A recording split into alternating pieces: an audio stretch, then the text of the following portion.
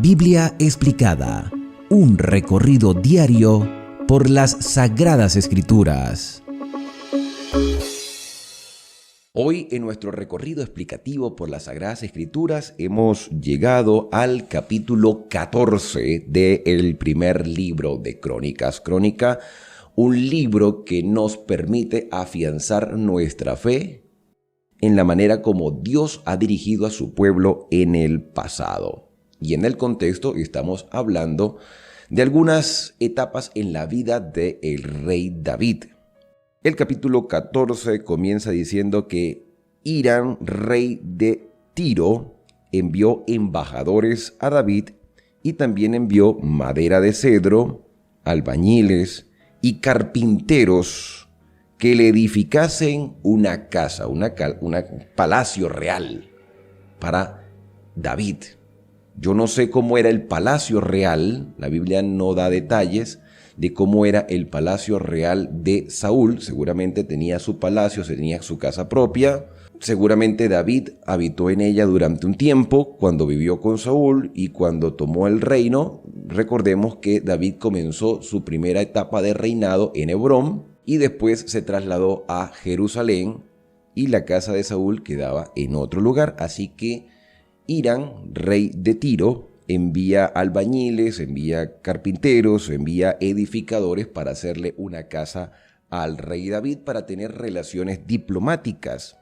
Y David entendió, no por el hecho de que se le iba a construir una casa, un palacio real o porque tenía buenas relaciones sociales, no por eso entendió que el Señor lo había confirmado por rey sobre Israel y había exaltado su reino. La razón por la cual David entendió que Dios estaba confirmando su reino era por todo lo que ya hemos venido estudiando, las personas que estuvieron con él, por supuesto estas relaciones diplomáticas con Irán y el hecho de construir un palacio ayudaron también a fortalecer el hecho de que David estaba siendo confirmado en el trono, pero lo importante era que Dios estaba dirigiendo su vida. Lo importante era saber de que Dios era exaltado sobre todas las cosas y que todo lo que David quería hacer en esta primera etapa del reinado era glorificar a Dios y dejar que Dios tomase el control del pueblo de Israel. Y ya el versículo 3 cambia rotundamente algunos detalles porque dice que David tomó otras esposas en Jerusalén. Después que estuvo 7 años en Hebrón y tuvo algunos hijos, tuvo sus primeros 6 hijos como estudiamos en capítulos anteriores. Ahora en Jerusalén, nótese cómo cambian radicalmente los versículos. Se le va a construir una casa, tiene buenas relaciones diplomáticas. El versículo 2 dice que Dios lo estaba confirmando y David había entendido la confirmación del reino, y hay un cambio drástico en el versículo 3 porque habla de su vida personal, de sus relaciones emocionales con mujeres. Y como hemos dicho en capítulos anteriores, esto era algo cultural, esto no era el principio que Dios había establecido. Y muchos creían que era normal y que Dios lo aceptaba, pero Dios había creado una norma. Tanto en el Edén, cuando le creó una sola mujer a Adán, no le creó 2, 3 mujeres y dijo, puedes tener todas las mujeres que quieras. No, eso no fue la instrucción. De hecho, el primero que tuvo 2 esposas fue un descendiente de Caín, Lamec, que fue el primero que tuvo 2 esposas, 2 mujeres. Se relacionó, era un hombre bígamo. ¿Sí? La bigamia se volvió una costumbre en la sociedad. Y parece que genéticamente hemos ido desarrollando una cultura con eso de querer tener varias parejas, y algunos lo hacen de manera escondida porque públicamente, pues aún en esta sociedad tan degradada, se ve mal. Póngase a pensar que aunque muchos lo hacen, públicamente se ve mal. Y aunque hay cosas que ya no nos sorprenden, pues seguimos viendo mal el hecho de tener varias parejas. Si no, no existiesen los celos. Y vuelvo y repito, aunque estamos viviendo una sociedad degradante y algunos lo hacen, la tónica general es que está mal. Y por supuesto, en este contexto, algunos lo veían bien y otros lo veían mal porque Dios había establecido algunos principios. De esto también hemos hablado muchas veces. Lo cierto es que David tomó otras esposas en Jerusalén y de ellas tuvo más hijos e hijas. y le nacieron en Jerusalén, y se menciona una lista. Esta lista se vuelve a repetir. Se ha mencionado esta lista en varias oportunidades. Yo voy a colocar una imagen para hacer una comparación de las listas que ya hemos analizado de los hijos de David. En el segundo libro de Samuel, en el capítulo 3, versículos del 2 al 5, en Hebrón David tuvo sus primeros 6 hijos y se mencionan con los siguientes nombres: Amnón, que fue el primogénito; Seliab, que era el hijo de Abigail; Absalón, que fue con el que tuvo muchas dificultades; Adonías, y después se mencionan a 2 más que no son muy relevantes en la historia, que fue Zafatías y Jetreán. Esos 6 primeros hijos los tuvo David en Hebrón. Después, el capítulo número 5 del segundo libro de Samuel, ya en Jerusalén, se mencionan otra cantidad de hijos para completar 17 en total. 17. Si sumamos cada uno de los nombres que aparecen allí en el capítulo número 5 y en el capítulo número 3 de segundo de Samuel, allí se completan 17. Fíjense que Salomón aparece como 10º en la lista, y Salomón iba a ser el sucesor en el trono de David, y esto confirma nuevamente lo que hemos venido diciendo con respecto a la primogenitura. No necesariamente los primogénitos eran los que heredaban la primogenitura. Ser primogénito era nacer de primero, pero la primogenitura tenía que ver más con la parte espiritual, con la parte del liderazgo, con la ascendencia mesiánica, entre otras cosas que hemos mencionado. Ahora, en el capítulo 3 de Primero de Crónicas, vimos una nueva lista en los hijos de David y tomamos en cuenta que hay 2 nombres que se repiten y por eso no aparecen 17 nombres, sino 19. Entonces yo coloqué, por ejemplo, en la posición número 12 aparece Elisama y en la posición 13 aparece Elifelet. Ese Elisama, pues esos son nombres de hombre, no de mujer, son nombres de hombres, todos son hombres. La única mujer es Tamar, que aparece en la lista, pero no está mencionada aquí. Entonces, Elisama y Elifelet, sus nombres se repiten. Si ustedes ven el número 17 en esta lista, ¿no? En esta lista que aparece en el número 17 de Primero de Crónicas 3, aparece Elisama y en la posición 19 aparece Elifelet. Es como si, y yo lo dije, era como si fuese un error de copista, una fe de errata, es decir, se equivocó el que estaba escribiendo o el transcriptor y repitió los 2 nombres y quedaron allí. Allí quedaron los 2 nombres. Entonces, parece ser que fue una repetición de nombres y por eso hay 19 hijos de David en Primero de Crónicas capítulo 3. Sin embargo, podemos ver algunas variantes de nombres. Por ejemplo, el que vimos como Seliab en segundo de Samuel, aquí en Crónicas se le llama Daniel.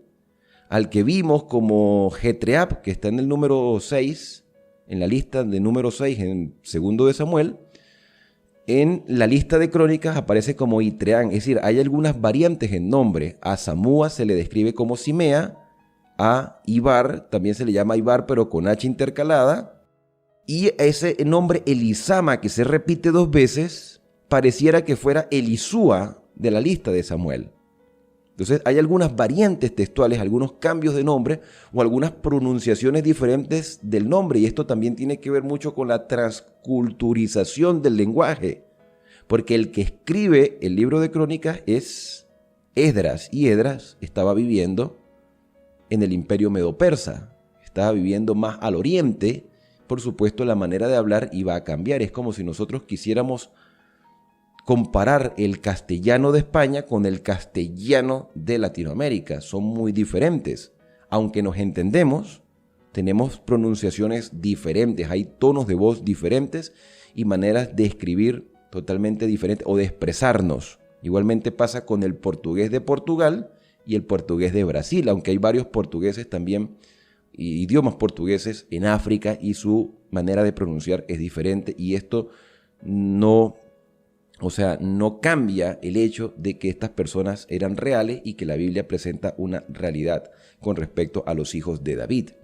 Ahora, en la lista de hoy, de Primero de Crónicas, aunque ahí coloqué segundo, y eso es un error, fíjense que uno comete errores escribiendo, en Primero de Crónicas, capítulo 14, versículos del 2 al 7, se menciona esta nueva lista de los hijos de David, pero prácticamente se omite a los que nacieron en Hebrón y se menciona solo a los que nacieron en Jerusalén. Y aquí Quien se llamó Simea en el capítulo 3, ahora se le llama Samúa, igualmente que en Samuel. Entonces, ahí hay nombres que mantienen, Salomón sigue siendo el 10º en la posición, y hay algunas variantes. Por ejemplo, en la posición 18 del capítulo 14, a quien vimos como Eliada, aquí se le llama Beliada. Entonces, hay variantes. Se equivoca la escritura, se equivocó el que hizo el texto bíblico. ¿Esto contradice la palabra de Dios? En ninguna manera, no hay ninguna contradicción. Simplemente son variantes. Y algo importante es que esta lista de nombres de los hijos de David no es un punto de salvación. El hecho de que haya variantes en la lista no quiere decir que yo voy a desconfiar de la escritura, porque esto no es un punto de salvación. Si este capítulo de primero de Crónicas no existiese, igualmente hay mucho fundamento que nos presenta la verdad de Dios revelada para sus hijos. Entonces, esta variante textual es donde muchos dicen es que la Biblia se contradice, no es un punto que nos va a salvar o nos va a perder. Lo que está tratando de expresar el escritor de este primer libro de Crónicas en el capítulo 14, lo que está tratando de expresar son las etapas en la vida de David, la manera como cambia radicalmente de versículo a versículo. Se habla de la construcción de la casa de David, se habla de la confirmación del reino, de sus esposas e hijos. Sí, hay un cambio radical, hay un resumen de la vida de David. Y lo que quiere enfatizar realmente y donde hay bastantes lecciones para nuestra vida está a partir del versículo 8. A partir del versículo 8 hay grandes lecciones donde debemos concentrar nuestra atención, y estos primeros 7 versículos simplemente nos ayudan a entender que la única manera de encontrar solución a nuestros problemas es a través del Señor. David seguramente no consultó a Dios para casarse con esa cantidad de mujeres. Y estos niños que se convirtieron en adultos pudieron ver que eran hijos de un mismo padre, pero de diferentes madres. Y esto le iba a causar mucho dolor de cabeza a David.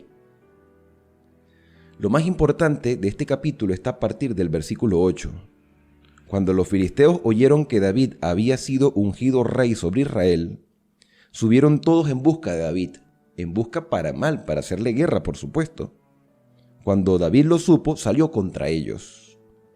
Vinieron los filisteos y se extendieron por el valle de Refaín. Entonces David, versículo 10, nótese el versículo más importante, es el 10, en este momento. David consultó a Dios.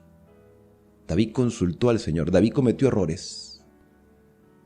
Pero en el momento de la mayor dificultad, él sabía a quién acudir. Tú y yo cometemos errores. Pero en el nuevo año que ha de comenzar, tú y yo debemos aprender a consultar a Dios. En el capítulo anterior, aprendimos a confiar en el Señor. Aprendimos a aceptar su voluntad. Y ahora, este capítulo 14 nos está confirmando que en medio de nuestras decisiones debemos pedir la voluntad del Señor en nuestras vidas. Debemos consultar al Señor para saber qué es lo que Él quiere para nosotros. Si analizamos nuestra vida por un momento, en toda nuestra experiencia, y quisiéramos volver al pasado, seguramente cambiaríamos muchas cosas de las que ya hicimos. Pero no se pueden cambiar. Ya quedaron registradas, ya quedaron en nuestro recuerdo, ya causaron su efecto nuestras decisiones pasadas. Pero podemos cambiar el rumbo de nuestra vida a partir de hoy, consultando al Señor. ¿Qué tipo de conflicto tienes tú en este momento? ¿Qué tipo de dificultad, qué tipo de batalla estás enfrentando? Sigamos el ejemplo de David en el versículo 10. Consulta al Señor. Y la consulta fue: ¿subiré contra los filisteos? Señor, los filisteos vienen hacia mí. ¿Qué debo hacer? ¿Voy y peleo con ellos? ¿Voy y peleo contra estos que vienen hacia mí para hacerme mal? Yo estoy listo para la batalla. Pero, ¿subiré contra los filisteos? Y lo más importante, Señor, ¿los entregarás en mi mano? ¿Me ayudarás a salir victorioso de esta dificultad que estoy enfrentando? Y el Señor respondió. ¿Cómo respondió Dios? ¿Será que le habló? ¿Será que David escuchó la voz de Dios audiblemente? ¿Será que utilizó un profeta? ¿Será que utilizó a un sacerdote a través de las vestimentas sagradas, el Urín y el Tumín? Pues el versículo no lo dice. Pudo haber sido a través de un profeta, pudo haber sido a través del arca, pudo haber sido a través de un sacerdote, o Dios le habló a través de un sueño, una visión. La Biblia no da detalle. Lo importante es que Dios respondió, porque Dios tiene muchas maneras de hablar. Dios tiene muchas maneras de comunicarse con nosotros. Hoy lo hace a través de su palabra, y yo vuelvo a confirmar lo que dije en otra oportunidad. Hoy quizás no escuchamos la voz de Dios audiblemente, así que nos habla directamente y le respondemos. Pero podemos entender su voluntad a través de su palabra, y Dios nos habla a través incluso de otras personas. Si tú estás buscando una respuesta para tu vida, consulta al Señor, confía en Él y acepta su voluntad, que Él no te va a dejar en tinieblas. Dios le respondió a David y le dijo: sube, los entregaré en tu mano.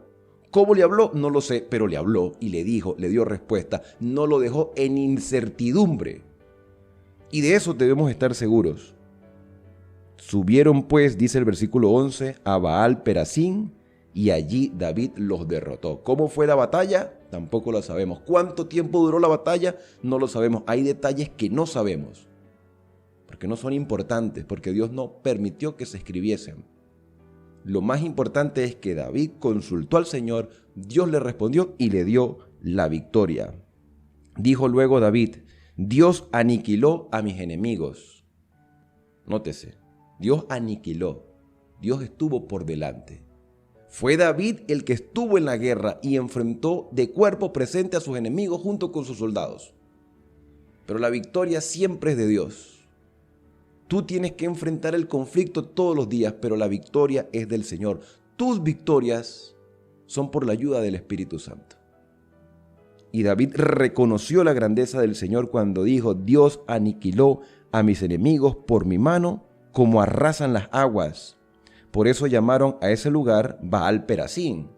Ahí fue donde se le colocó el nombre a este lugar, que significa el Señor quebranta. Los filisteos abandonaron allí sus dioses, porque iban con todas sus imágenes y cayeron derrotados, y David mandó que los quemaran. Vamos a acabar con toda esta idolatría. Una reforma allí. Vamos a mostrarle a todo el pueblo de Israel que esos dioses no tienen ningún tipo de fuerza, de validez, no son dioses. No vamos a permitir que caigamos en idolatría. Pero los filisteos volvieron. Satanás puede ser derrotado con el poder del Espíritu Santo. Podemos negarnos a las pretensiones de Satanás. Podemos rechazar las tentaciones del enemigo. Pero Satanás no se va a quedar contento con la victoria que Dios nos ha dado y regresará como volvieron los filisteos y se extendieron por todo el valle. ¿Y David? ¿Qué hizo David? ¿Se conformó con la victoria que había logrado? No. Hermanos, tú y yo podemos lograr victorias, pero seguimos en batalla. Y tenemos que ser perseverantes. Aquí está la paciencia, la perseverancia de los santos, los que guardan los mandamientos de Dios y tienen el testimonio de Jesucristo, tienen la fe de Jesús. Estamos en batalla todavía y hasta que Cristo venga seguiremos en batalla, y David volvió a consultar al Señor. La victoria del pasado es buena, pero no podemos conformarnos con lo que logramos en el pasado. Tenemos que continuar, así como vamos a continuar un nuevo año consultando al Señor todos los días. David consultó al Señor y Él le dijo: no subas tras ellos, sino rodéalos. Y vuelvo a repetir, ¿cómo le habló Dios a David? No lo sé, pero le habló. Y le mostró la estrategia que debía hacer. No lo hagas como la vez anterior, porque Dios tiene muchas maneras de obrar y Dios conoce realmente lo que está en nuestro contorno y nos indica cómo debemos actuar. No siempre los mismos métodos funcionan, porque la batalla tiende a ser cada vez más dura y el enemigo va a buscar estrategias diferentes para hacernos caer, y Dios nos va a mostrar por dónde y cómo debemos actuar. Y Él le dijo: no subas tras ellos, sino rodéalos y ve a ellos por delante de las balsameras. ¿Qué son las balsameras? Son un tipo de arbusto, un tipo de árbol que David iba a utilizar para esconderse. Esto nos ayudará también a entender un versículo que vamos a encontrar en el capítulo 6 del Cantar de los Cantares. Bueno, dice el versículo 15 que así que oigas un estruendo por las copas de las balsameras, de los árboles, sale enseguida a la batalla, porque Dios saldrá delante de ti.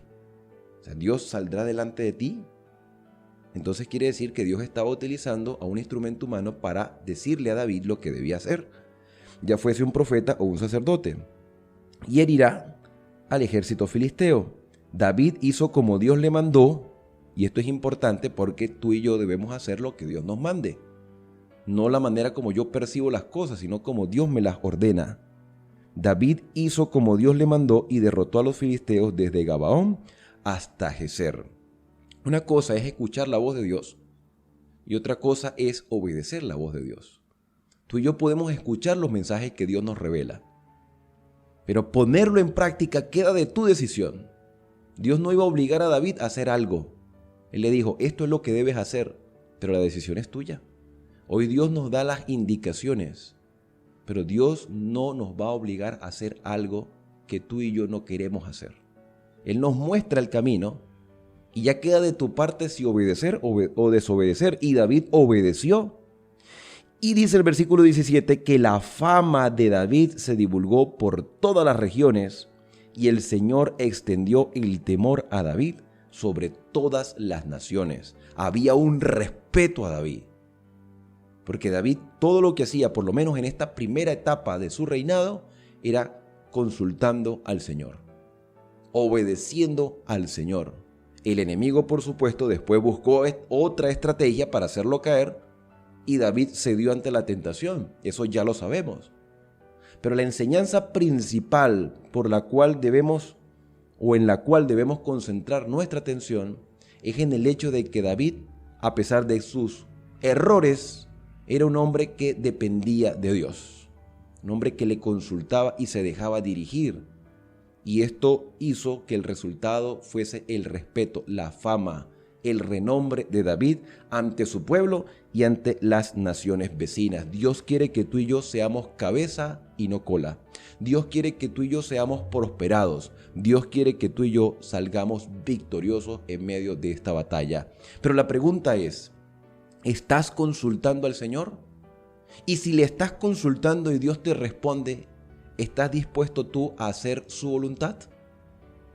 Yo espero que en este nuevo año que ha de comenzar, puedas hacer en todo momento lo que Dios te revela, lo que Dios te muestra a través de su palabra. Dios no te va a dejar sin respuesta. Consulta al Señor y Él responderá de una u otra manera y entenderás que es la voz de Dios porque estará de acuerdo a lo que Él ha revelado, a la ley y al testimonio.